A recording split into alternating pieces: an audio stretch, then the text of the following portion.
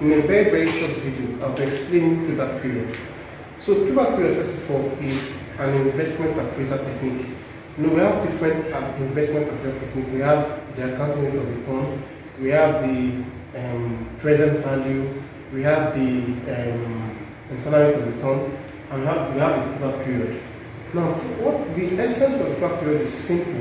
You have invested certain amount in a business, and you want to know when that particular business will give you your initial investment and capital back. So we have a very, very simple question on the board to illustrate this. And it goes, so it said, make money limited invested in a project costing 200 million with an annual cash flow. What is the payback period? Now, first of all, we have two methods of solving a particular question. This particular question, we have the formula method and we have the tabular method. Now, remember that this question is a simple question because it is non-discounted. That means when you say it's non-discounted, it simply means that it doesn't take the time value of money into account. So quickly go. Using the formula method is simply PBP, which is payback period, equals what? Initial investment over the annual cash flow. So our initial investment here is 200 million, which is 200 million over the annual cash flow. Okay, so let's take our annual cash flow. It's not the question. With an annual cash flow, let's take our annual cash flow to be 50 million. So 50 million divided by 200,000. That will give you. We have. Now let's take 45 million for some reason. 45 million. So 45 million divided by 200,000. And we have, all this is going, this cancels this. We have 200 divided by 45, which will give us 4.4 years. Remember the question said, what is the payback period? Remember it's an annual cash flow. So it simply means 4.44 years. It simply means that this particular project with an annual constant cash flow for 5 million will pay back this invested amount in 4.4 years. Now, the reason why we apply the formula method in most cases is because, first of all, we have the answer in decimal. Because there's essentially nothing like 0.4 years. Though there's a way we can deviate and get the particular notes by apportionment, which I will teach in the tabular method. Then, secondly, we can only use the formula method where you have a constant cash flow. Like this particular question, we're told that we'll have an annual cash flow of 45 million. If in some kind of questions where you have different annual cash flow, like in the first, you probably have 20 million, you have 30 million, in third, you have 60 million, different cash flows. You can use formula method. So quickly, very fast, I'll illustrate how to use tabular method to solve a payback period question. So you come here, you write here, your first heading will be here, you bring it down. Second heading, for procedure's sake, our second heading will be description.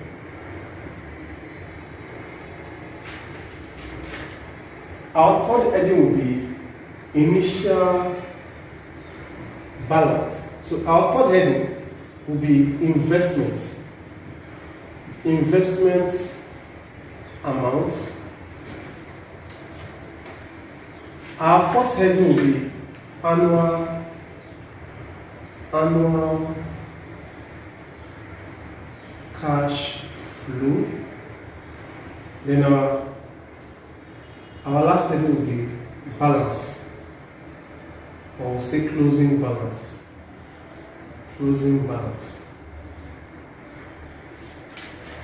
So the point of investment is always taken to be a zero. So zero, description, initial investment. Our investment amount is 200,000.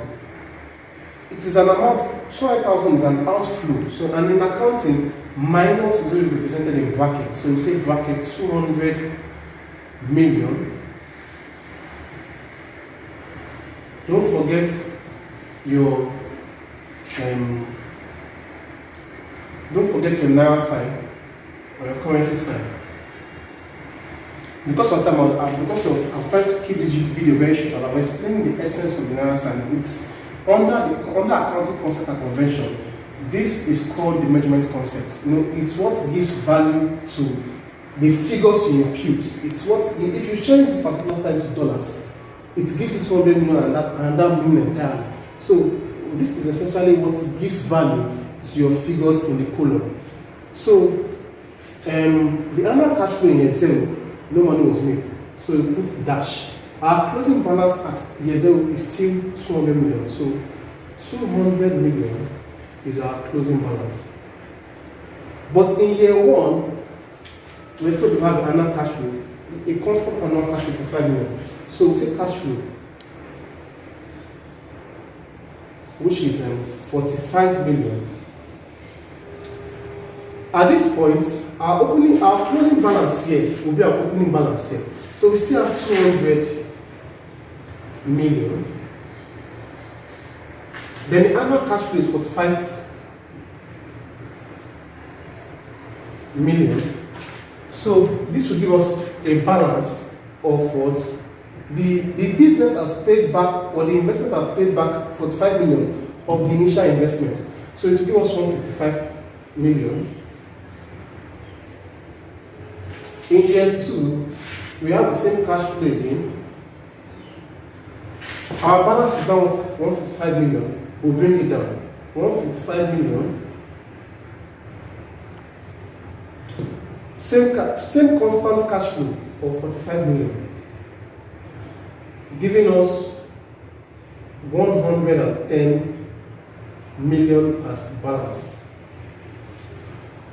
In year 3, we have same cash flow again. Our balance is now 110,000.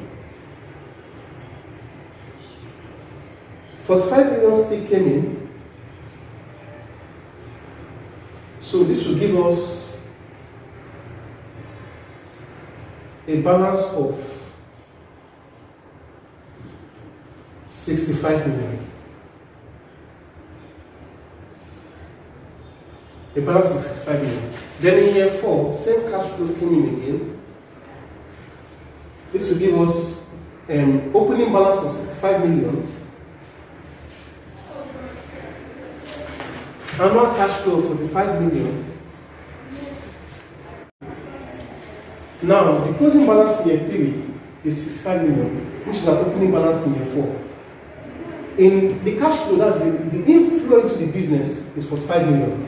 So if we subtract this from this, it will give us a balance of 20 million. Then in year 5, we have cash flow again of 20 million.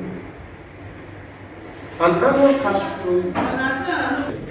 So now in the 5th year, we have the balance with 20 million and cash flow. So in the 5th year,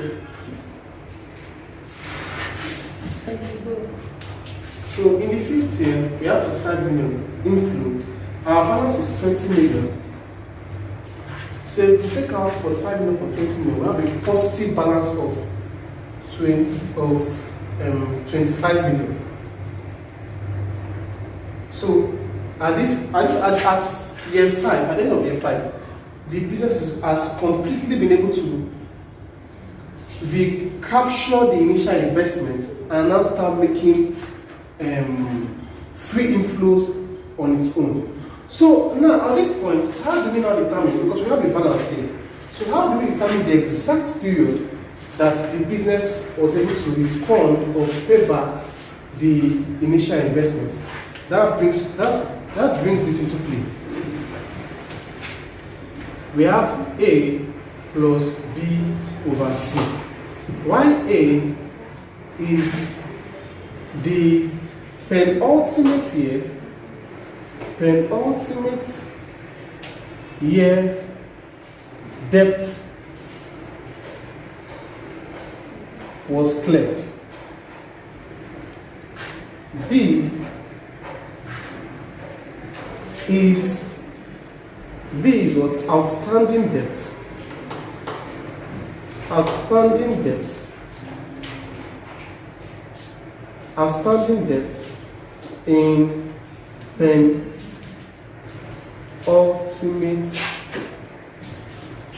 year. C is cash flow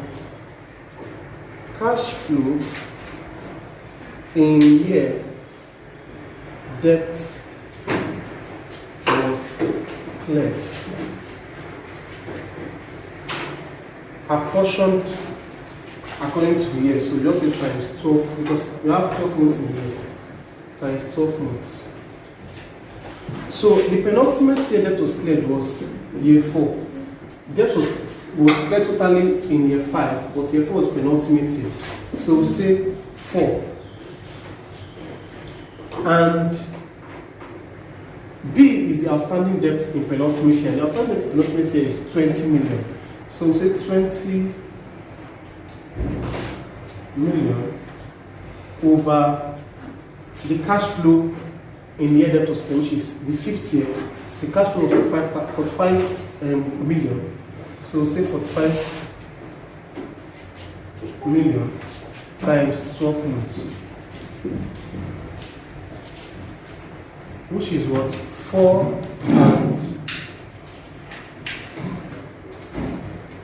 0.44 times what? 12 months. So quickly, let's quickly go back. It brings us to this 0.44 that we had initially in the formula, which I said I was going to teach you how to do it using the tabular method. So we say 4 years, because this 4 represents the year. So we say 4 years and 0.44 times 12 gives us 5. So we say 5 months. So our payback period equals what? 4 years and 5 months. So thank you for joining this short video.